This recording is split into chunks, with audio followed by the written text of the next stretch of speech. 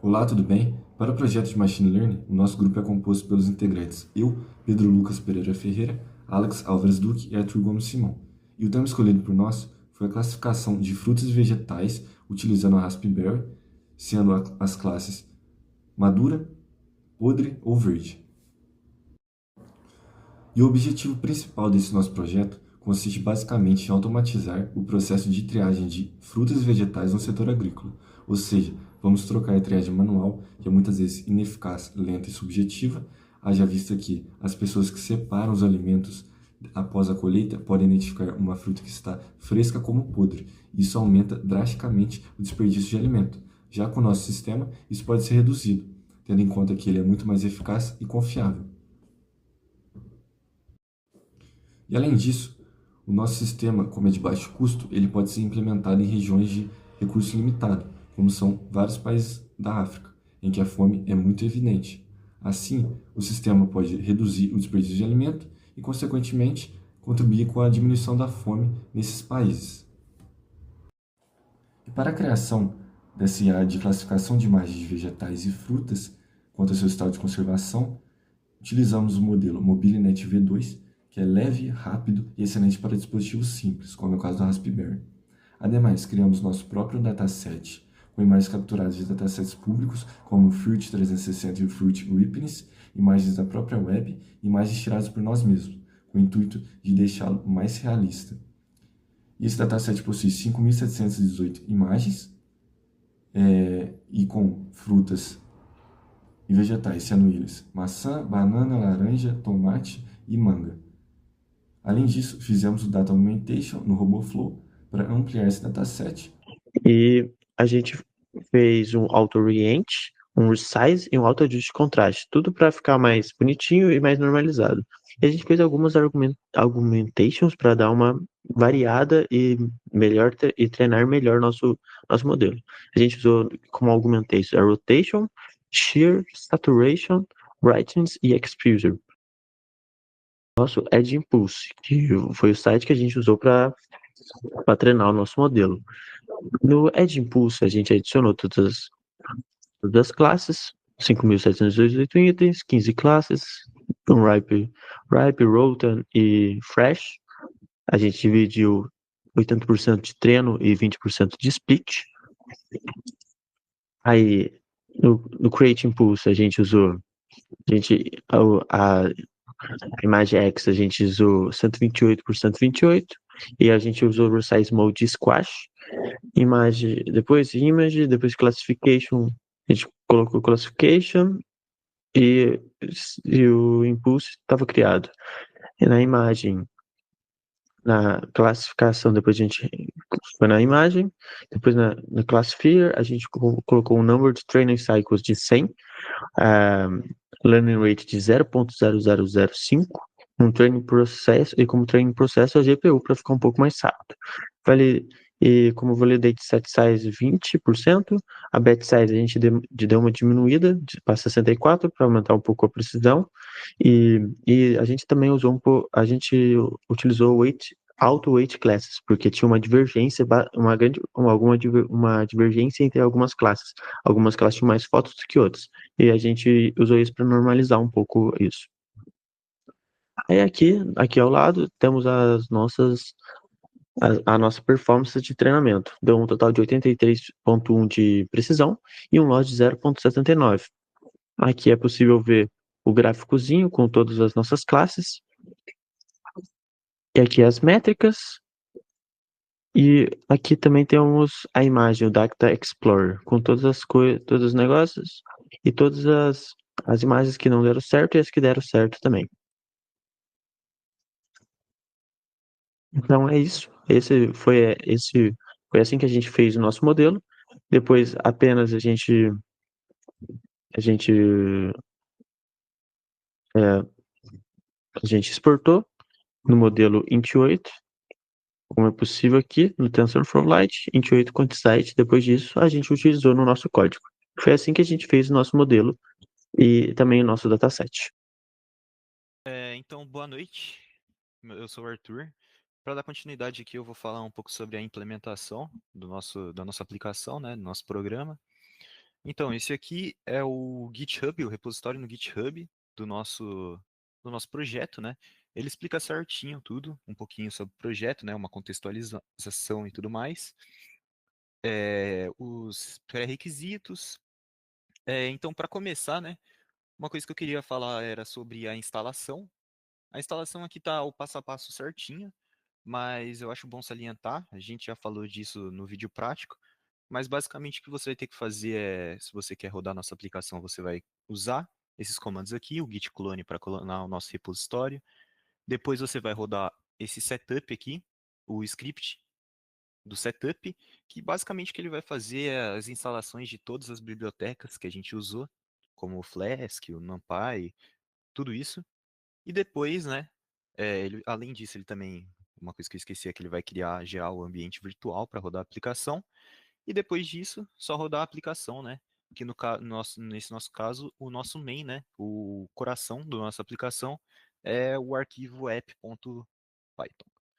Então, falando um pouquinho sobre a estrutura do projeto, a gente tentou dar uma modularizada assim no projeto para deixar bem fácil para tanto para a gente arrumar os códigos quanto para outras pessoas, caso elas querem testar, caso queiram trocar um modelo, adicionar novas coisas, fica bem simples para elas. Essas outras pastas aqui, a parte de exemplos, foi mais para teste no Jupyter Notebook, para a gente ver a inferência com imagens da web. E essas imagens aqui é onde estão as imagens que a gente usou nesse notebook. Essa pasta Models aqui é onde estão os modelos que a gente treinou. No caso, tem 3 modelos aqui, e o que a gente está utilizando, que foi o melhor, com melhor precisão, foi o V3. E aqui está o principal do projeto, que é a pasta Source. Aqui a gente tem os principais programas da aplicação, né? Vou falar primeiro, vou deixar o app para depois, falar um pouquinho mais dele depois, mas basicamente funciona da seguinte forma: o câmera é a função, a classe, né, da câmera, onde estão todas as funções que a gente utilizou da câmera para streamar a imagem, capturar imagens para fazer inferência, tudo isso. O classifier Python é a classe do classificador, né, do que vai carregar o modelo, vai fazer a inferência em tempo real e gerar o output. Esse Fruit Info aqui, ele é um database, por assim dizer, né? É onde está todas as informações que a gente vai gerar para o usuário depois que ele rodar a inferência na nossa aplicação, né? Então aqui, no caso, qual que era a nossa ideia inicial? Era o output gerar a fruta, a qualidade da fruta e quanto tempo mais ou menos ela vai durar. E basicamente aqui estão essas informações, o tempo de duração da fruta, de acordo com a sua qualidade. E por final, né, esses úteis aqui são mais constantes, por assim dizer, né? Aqui você fica mais fácil de você mudar a resolução que vai utilizar na câmera, um do o modelo de classificação e, claro, também os rótulos. Agora indo para o coração, né? Para o coração do nosso programa, o app. Basicamente o que ele vai fazer é gerar para a gente, né, um, é, uma forma de a gente conseguir visualizar na web mesmo as inferências em tempo real. Ou seja, o que ele vai fazer? Passo a passo, ele vai inicializar todas as classes que a gente vai utilizar, né? E de certa forma ele vai juntar elas. Ou seja, ele vai pegar a imagem da classe da câmera para mandar para a nossa interface web. Depois disso, com essa imagem da câmera, ele vai chamar o classifier, e com isso a gente vai ver a classificação, qual a confiança da classificação, tudo isso. E depois de ele gerar esse output da classificação, a gente vai mandar esse output para o Fruit Info, e daí, a partir daí, a gente vai pegar a informação da fruta sobre quanto tempo de duração ela tem. É um programinha, assim, não muito grande, né? Tem aqui a parte da web, tem umas funções que a gente utilizou. Tudo isso está no nosso GitHub, né? Então, a partir do nosso teste aqui, o nosso teste do nosso programa, e também das métricas que vieram lá do Edge Impulse, né? A gente pode falar que, assim, o modelo que a gente treinou foi um modelo muito bom. porque a precisão tem 80%, 82%, que é uma precisão até que bem boa, e em grande parte das classes a precisão dele era ali passando de 80% na matriz de confusão, né? Que é uma coisa muito boa. E a coisa que talvez seja mais espetacular, né? Que é os 12 milissegundos de inferência, que faz com que tipo a inferência seja em praticamente tempo real. E isso é muito bom para dispositivos de bordo, como a Raspberry Zero, né? Que são dispositivos assim um pouco mais fracos, por assim dizer, sabe? Então, esse modelo ter sido otimizado a esse ponto é algo muito surpreendente. E ele classifica muito bem, mas assim, antes de falar assim as melhorias e os problemas que geraram, é, foi muito o nosso objetivo, né, que essa aplicação possa ser utilizada em atividades agrícolas, é, é algo que realmente pode acontecer mesmo, né? É um programa, uma aplicação, uma ideia muito boa para a área agrícola, que já até acontece, né? Mas agora passando para as dificuldades, as principais dificuldades, problemas e melhorias que a gente poderia fazer são muito voltadas ao dataset de treinamento do modelo, né?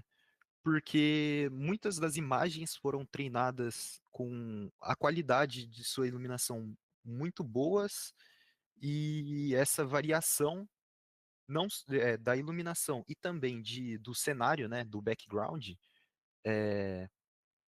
a pouca variação gerou um pouquinho de problema na nossa inferência em tempo real. Então, algo que seria muito bom, muito para utilizar em atividades agrícolas, e essa atividade seria treinar um modelo um pouco mais robusto com mais variações de imagens, tanto de iluminação, quanto de background, quanto de tudo. Porque mesmo utilizando essas 5.000 fotos no nosso treinamento, ainda esses foram pontos que deixaram a desejar. E foi muito por conta disso. A gente pegou imagens assim, em condições quase perfeitas de iluminação, com quase nenhum fundo em grande parte das fotos, e talvez isso tenha atrapalhado, porque numa inferência real o fundo pode variar, a iluminação varia, as condições são diversas. E é basicamente isso. Nosso projeto. Espero que tenha gostado. Caso queira testar, o link no nosso GitHub está na documentação. E é isso. Muito obrigado. O nosso grupo vai fazer a demonstração em tempo real do nosso sistema de classificação de frutas e vegetais. Então, para começar aqui, essa aqui é o repositório, nosso repositório do GitHub do projeto, né? Aqui está todas as informações sobre como o programa vai rodar, como ele funciona, a estrutura do projeto em geral, os requisitos mínimos e como, o mais importante, né, como faz a instalação dele. Falando um pouquinho mais daqui, né, mais da estrutura mesmo do nosso repositório, a gente tem uma pasta para exemplos, onde a gente testou por meio do Jupyter Notebook mesmo as inferências, né, daqui a pouquinho eu já vou mostrar essa parte. A pasta de imagens, que é onde foram separadas algumas imagens, alguns samples, né, para a gente testar pelo Jupyter Notebook. Os modelos, que é uma das partes mais importantes do nosso repositório, que é onde estão todas as versões que a gente testou da nossa inteligência artificial de classificação, né? A gente testou 3 vezes no total e a gente está usando a versão V3 aqui, que foi a que deu o melhor retorno para a gente, né? A gente tem a pasta de source também, que é aqui onde todos os códigos principais se encontram, né? O AppPy, que é o nosso main, a câmera, que são as classes da nossa câmera, o classifier, que é a classe de detecção do modelo, né? O Info, que é o database, onde tem algumas informações importantes sobre o tempo de vida das frutas, como pedia no projeto, e o Utils, que é mais para a gente trocar alguns parâmetros importantes em mais de um programa ao mesmo tempo. Aí, beleza, passando para RASP, né? Já vamos testar aqui. A gente já está com a RASP aberta. Então, vou falar aqui rapidinho só da instalação, né? O que a gente vai ter que fazer para instalar e botar para funcionar essa aplicação. A gente vai clonar esse repositório, inicialmente, né? Depois de clonar esse repositório, a gente tem um script E basicamente o que esse script vai fazer é baixar baixar todas as bibliotecas necessárias. E, além disso, ele vai verificar se elas foram instaladas corretamente. E depois disso é só rodar a aplicação mesmo. Tudo é só seguir esse passo a passo aqui que o programa deve funcionar. Então vamos passar lá para a RASP, né? A gente já está aqui na. Abre um novo terminal. Aqui tá bom mesmo. Então, já vamos testar. Primeiramente, o que a gente vai ter que fazer é ativar o nosso ambiente virtual, né? Que a gente criou para fazer todas as instalações. Então, isso aí também está falando, o script ele cria o ambiente virtual e, além de criar, ele também mostra o comando para ativar e desativar. Então tá tudo lá. Então vamos começar pelo programa principal, né? A gente vai dar cd no source, que é aqui que tá, da Python 3 run. O programa principal.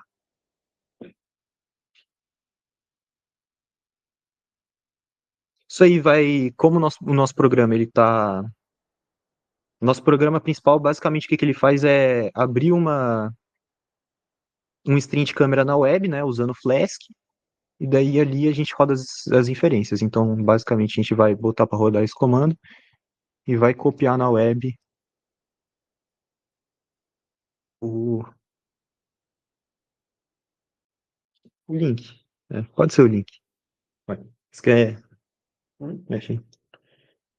E tá funcionando já, né? Câmera da RASP aqui. Então, aqui tá bem simples. É só uma telinha mostrando a câmera da RASP. Um botão para começar a classificação, ou seja, agora não está classificando nada. Aqui você pode alterar também o limiar de confidência, né? De confiança do modelo. Vamos deixar 0,7 por enquanto, para ver como é que vai funcionar, né? Como é que ele vai ficar. Então, vou começar aqui a classificação. Calma aí, vamos dar uma mexidinha aqui. Deixa assim, padrão. Deixa eu mais pertinho assim. Aí, banana rotten, que é a banana podre, né? Então, aqui vai aparecer todas as informações certinho, que é qual que é a confiança da classificação, qual que é a qualidade da fruta, que nesse caso, podre, e qual que é o tempo de vida dela. Nesse caso aqui, como a banana tá podre já, 0 dias de vida. Descartar imediatamente. Então, beleza, funcionando legalzinho.